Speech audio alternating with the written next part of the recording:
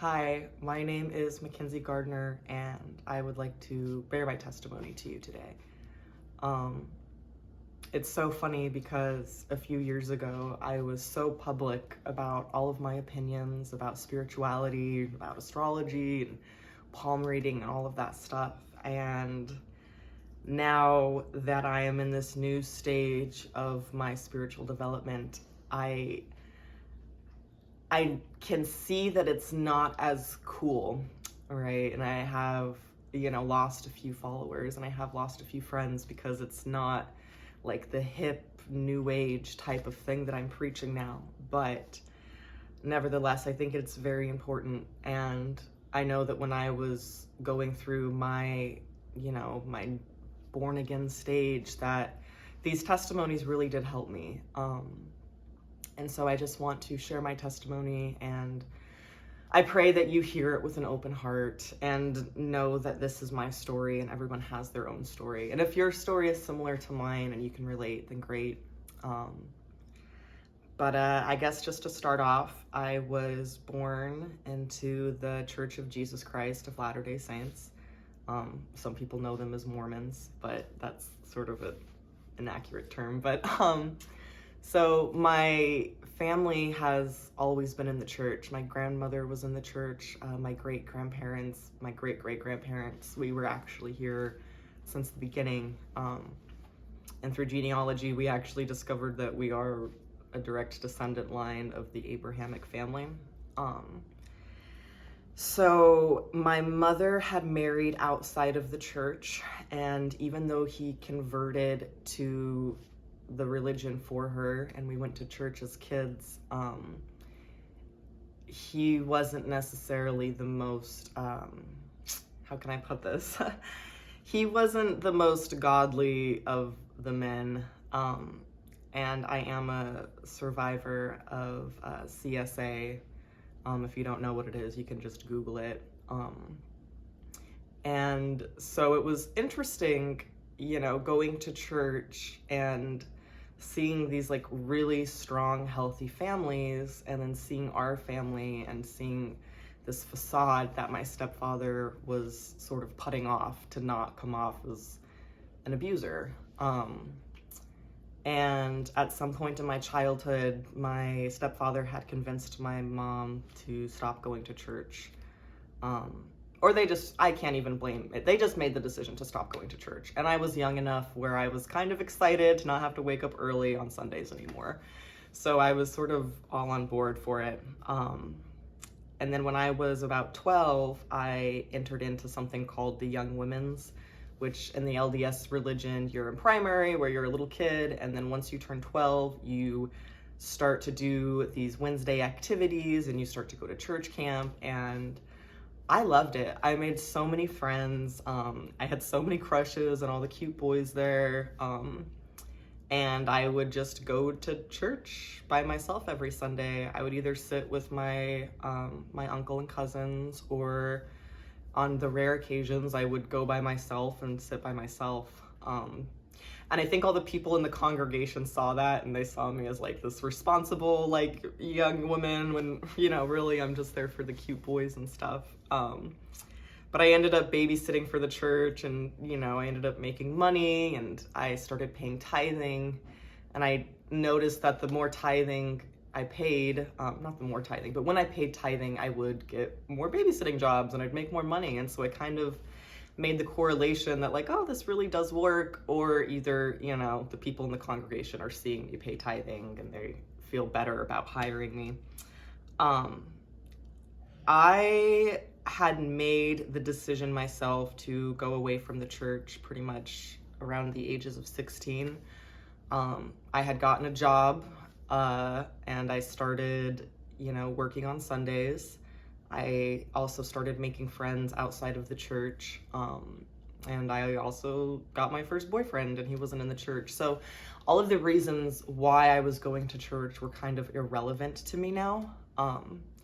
It was interesting because it wasn't too long after I had made the decision to stop going to church that I had discovered that my little sister was being sexually abused by my stepfather.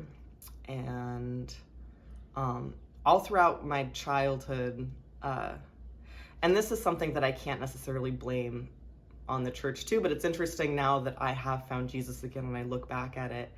My mother started having mental issues when she left the church, where she would have these schizophrenic episodes, and it was usually during like times of like great stress, like when she lost her father, and when we discovered these photos was another moment where she kind of just snapped and wasn't able to mentally handle it. And so I was at this position where, for one, it validated what happened to me, because my whole childhood I was kind of told like, no, it was just a dream, that wasn't real. And so I really made these actions, and I know that they kind of hurt my little sister in the long run, because I was very unsympathetic to her. I thought that she was old enough that she should have known better. She was in her teen years when it happened to me. I was about 2 to 3. And so I had basically, told my stepdad, don't ever come back here, like just send us money and I'm gonna like take care of the girls. My mom was off. She would do these things like drive her car until it ran out of gas and then just start walking, and then the police would come and bring her back home. Like, she wasn't mentally able to protect us at that point. And it kind of, my stepdad just sort of kept coming into the house, and eventually I had gotten the police involved, and so we had gotten taken away by CPS. And I turned to marijuana. Honestly, marijuana, compared to the antidepressants that the foster family was trying to put me on, marijuana definitely helped me out a lot more. And then once I graduated high school, that kind of became my crutch. And then, it started turning into psychedelics, and I started doing mushrooms and, party drugs like Molly and MDMA and things like that. And I thought it was a very healing thing for me. I thought that, I was like, oh, this is where it's at. Like, yes, this is the feeling that I've been trying to get for so many years. And so I was into like the whole party thing. I was very sexually promiscuous. I thought that it was part of my sexual journey to almost take back the control that was taken from me. I thought that I was bisexual. Like, I was very lustful. Like, I lusted after all of my friends. I lusted after all of my guy friends. I lusted after all of my friends' partners and people, whether it be girlfriends or boyfriends. I would, and so that sort of led into like this new age spirituality thing, where I was doing a lot of just like energetic healings, which I'm grateful for. Like, looking back on my story, I know that God was with me in every step of the story. And I never didn't believe in God, but my idea of God has definitely transformed throughout the years. So I got into yoga, which in turn got me into Buddhism, which in turn got me into witchcraft. And I really loved being able to commune and connect with nature, and I really loved having a sisterhood. And I lived my life pretty narcissistically. I lived it basically for myself. I was trying to turn myself into a god. I was trying to be this priestess. And, when I look back at my social media from back then, my life looked so glamorous. It was just these photo shoots and yoga retreats and these awesome things where on the outside you could look at and you'd be like, wow, she has it figured out. But on the inside, I was severely depressed. And I was looking for something more. I kept searching for something more, and I just had this void in myself that I was trying to fill.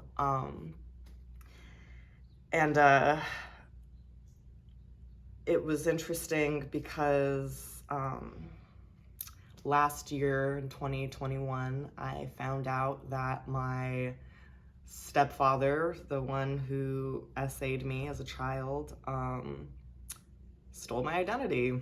And he had opened up like over $80,000 of credit cards in my name. And he was trying to get me to file for bankruptcy, so it all disappeared. He's like, I'll send you money if you file bankruptcy. And I'm just like, oh, why should I trust you? And so it's interesting looking back, you can see how the devil is at work.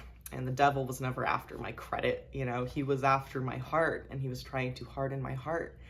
And I just remember being so angry at my stepdad. Like, I genuinely wanted him dead.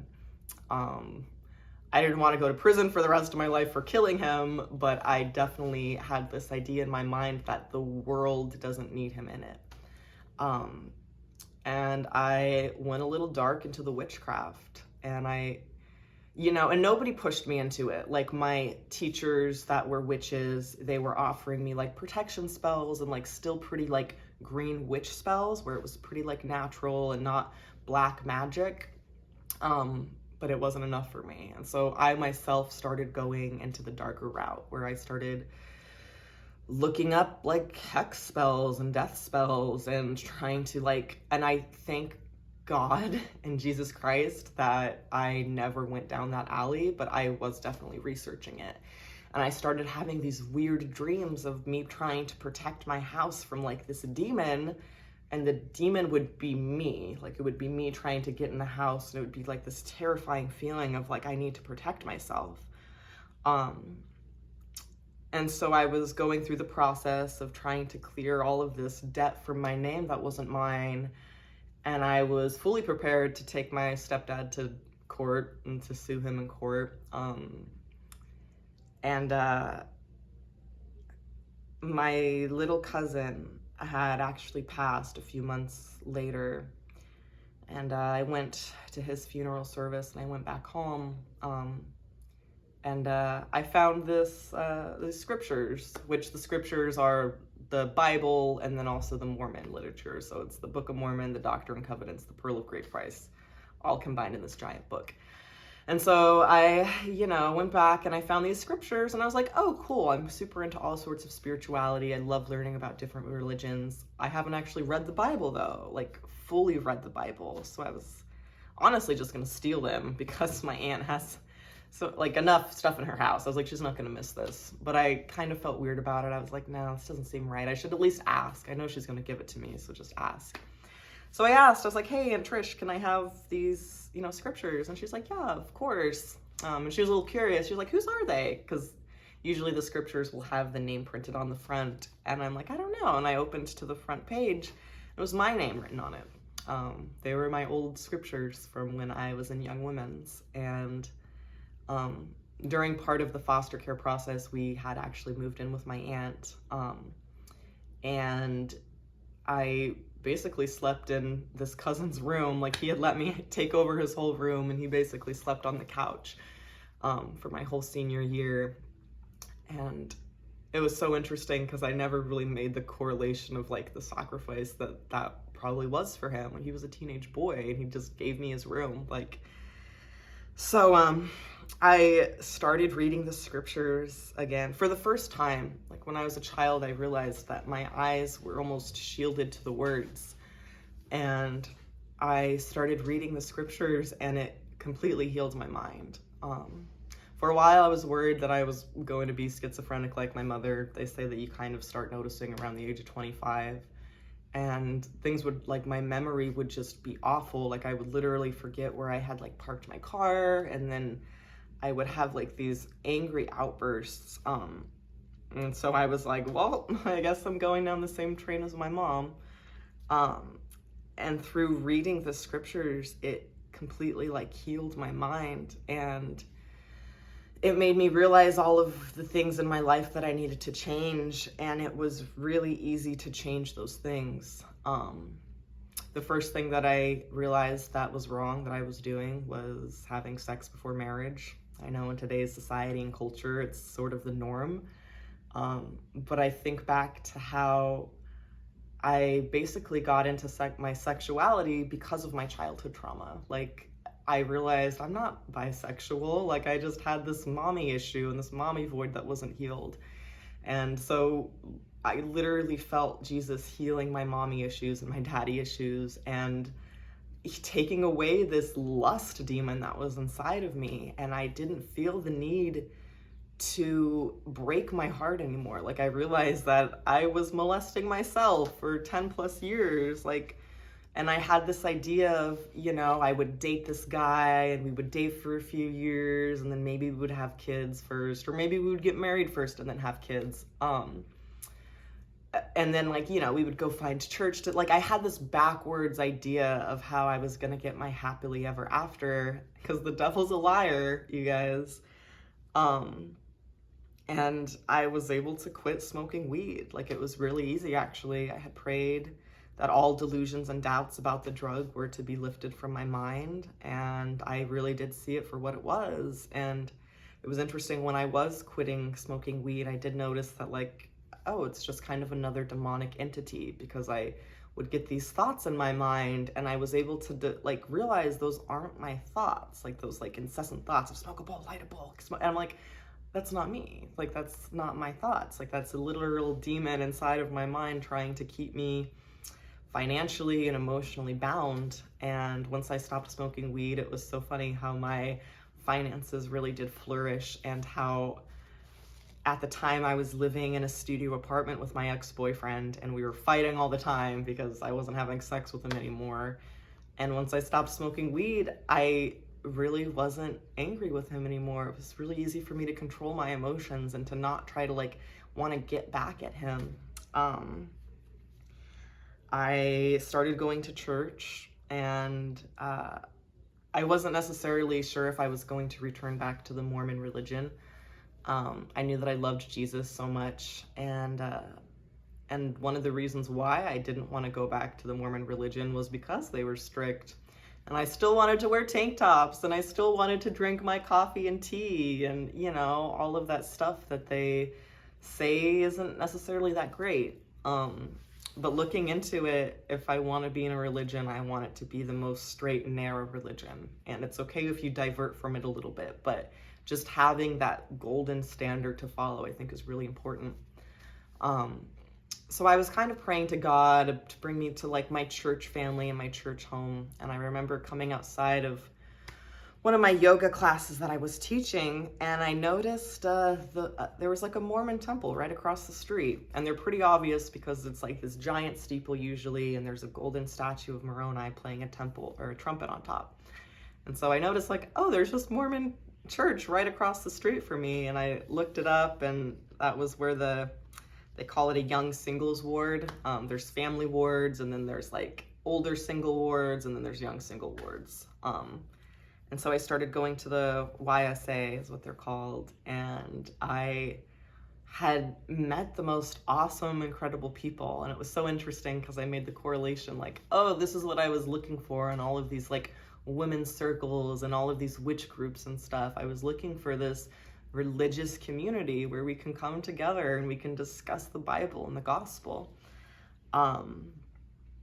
And I am so thankful for the free will that Jesus and the Lord has given us, so that I can go off and make these decisions and make these mistakes, because I now 100% know in my heart that this is true. For those of you that don't know, the Book of Mormon is pretty much the story of what happened after Jesus' death, and how he essentially traveled the world preaching the gospel, and it's the story of him coming to America. And if you look at, there's this one book, it's called Jesus Walks America. It was written by a non-LDS member who later converted to LDS, Mormonism. But essentially the book goes through all of the Native American tribes and legends that correlate with Jesus. And a lot of the Native Americans do believe in some sort of they either call him the sun god or the eastern god or the star god.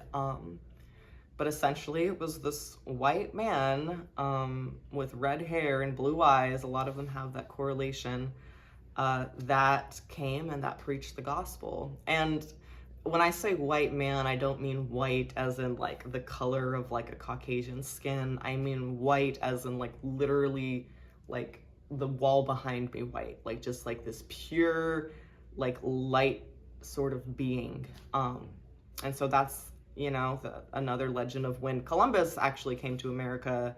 A lot of the Indians thought that that was the return of the Messiah. And so I know that the church isn't perfect, because we're not perfect, and the church is made up of individual people and their own sins and our own individual paths to redemption. But I do think that the church is true, and in the Bible it says to judge trees by the fruit that they give, and that's really the only way you can judge a tree, is if it gives good fruit or corrupt fruit. And I look at the church and I do think that there's a lot of good fruit that come from it. And yes, it is not perfect, because like I said, we're not perfect. So you're going to have some sort of, connotations, or you can get offended by it. But I am so thankful that the Lord has led me to this path, and he removed all the delusions and doubts that I had about myself. Like, I thought I was like a bisexual, non-binary, pothead, spiritual, like whatever, and no, I'm not. I'm a daughter of God, and I love God so much, and he's opened my eyes, and I now know where I want to do and what I want to be. And I have this something that I'll probably share in a later video, but he's given me these new dreams now, and he's helping me to accomplish them. And I think back to, my new age-ness, and I still have a lot of friends who are still in the occult.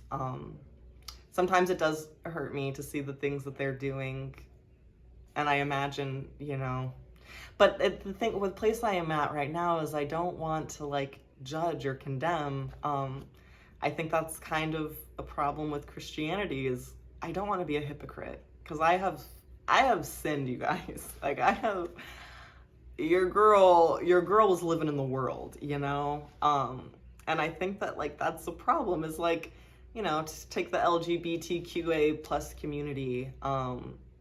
It's really hurtful to have somebody like lecture you about your own sexuality, especially if, from my experience, my bisexuality came from sexual trauma. I can't speak to everybody's, but because that was my own experience, I kind of do wonder if it all does stem from sexual trauma.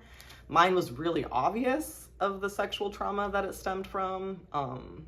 I was like super boy crazy when I thought that I had daddy issues. And then when I, started having my mommy issues is when I started liking girls.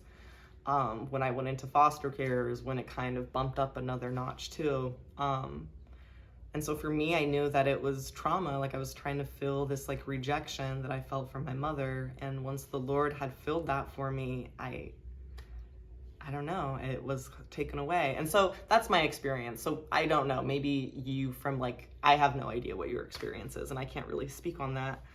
But I do feel like because I did have experience with it, that I'm able to sort of give like a Christian perspective of it. But I don't want to be a hypocrite. Like I said, like I've sinned so much. So I really cannot judge anybody else for their sins. I can only speak on my own.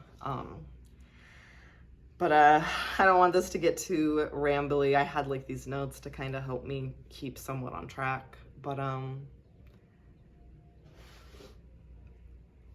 I guess my advice for people that are, in this place where they don't necessarily know if the gospel is true, pray. Like, pray if it's true. And I know that sounds like really corny and cheesy, because you're like, I've been praying, but it's like, pray and open your heart to the answers that you receive. I remember praying about what to do with my stepfather, where I'm like, and I was thinking that God was going to give me these steps on how to like take him down and how to get revenge. But I kind of came to the realization that like, no, that's not the way to do it. Like, you need to forgive him. And I had made the decision that I'm going to take his debts on as my own. Because one, I could look into like his victimality and like, yeah, he might have had a worse childhood than mine. He never actually knew his father, and his mother destroyed all the photos of his father. So he actually doesn't even know what his father looks like. and you read about what Jesus teaches, and he teaches to take the burdens of the world on as your own. And it's so easy to fall into this victim mentality of this world. And that's how, like, the devil got me for so long. I thought I was a victim. I thought the world owed me. I thought that God had owed me. But the devil's a liar. And so he puts these thoughts in your mind, and they're so not true. And I'm so thankful that I now know the truth. And I pray that you all find your version of the truth, whatever that may be. This is the first video of my new YouTube channel. My old channel was filled with tarot card readings and, you know, yoga and different meditation and chakra and stuff like that. And I am a yoga instructor, and a lot of people have asked me, like, oh, are you still going to teach yoga? And the answer is yes, but the answer is it's going to be a lot different. Like, I used to think of yoga as this religious experience, and I used to kind of like almost sneakily like put it down people's throats as this religious experience and like of this church experience. And I think of it now as just this physical release. It's a good way to find this emotional and physical balance. And I do think that yoga helped me a lot as far as psychosomatic therapy, where a lot of times having the typical therapy where you're sitting down and talking about your problems doesn't necessarily help. It just kind of brings them up again. And so it was really beneficial to be able to work through my problems physically through my body, because your body does hold emotions. Like when you think about like when a car beeps and you jump and you get startled, like that's your body holding the emotion inside of you. And so that's like a car horn beeping. Think about like the trauma that you would experience from, you know, being essayed, or from all of these other things, or even from like heartbreak. And that's the thing about like having sex before marriage. And you could even wait till marriage to have sex and still break your heart. But I've broken my heart so many times, like by thinking that this was it. And I'm so thankful that Jesus is healing my heart and helping me to forgive my exes and to forgive myself, because I didn't know that it was wrong. I wasn't really raised that sex before marriage was wrong. I was raised that getting pregnant in high school was wrong, and that, you know, you might want to sample the milk before you buy the cow. But that was just my mother's teaching of what she learned from my grandmother. And it's so interesting to follow back my family line and to track where the rejection and where these like demons had entered into our family. But yeah, this is my testimony, and I just want to say that wherever you are, know that the love of Jesus and the love of God that they have for you is so great, and that they do want to see you be yourself and to cast off all these false labels that you've put on yourself. And I hope that I didn't offend anybody. And I hope that even if I did, you were able to look past it, because offense is one of the weapons that the enemy can use against us.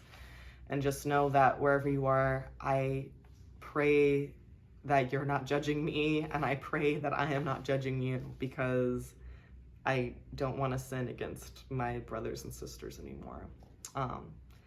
And I say these things so humbly and so thankfully in the name of Jesus Christ. Amen.